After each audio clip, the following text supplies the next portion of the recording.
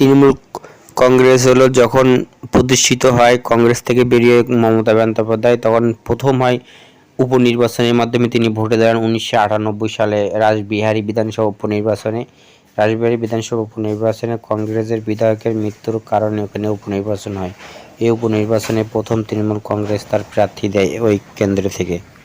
তৃণমূলের পক্ষ থেকে হলো শোভনদেব চট্টোপাধ্যায় প্রথম ভোটে দাঁড়ান টিএমসির পক্ষ থেকে।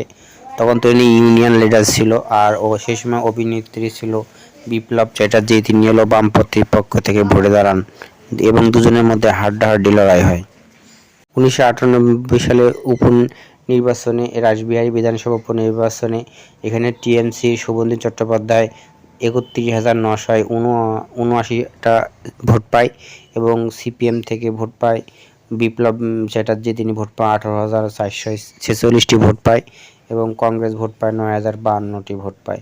অর্থাৎ প্রথম বিধানসভা এবং প্রথম দল গঠনের পরে প্রথম বিধানসভা জয়লাভ করে তৃণমূল কংগ্রেসের প্রার্থী হয়েছিল, জয়লাভ করেছিল 13,433 ভোটে প্রথম বিধানসভা জয় করে টিএমসি, এবং ওর মাধ্যমে আস্তে আস্তে তারা 2011 সালে ক্ষমতায় এসে বর্তমান ক্ষমতায় আছে মমতা ব্যানার্জির দল টিএমসি তৃণমূল কংগ্রেস।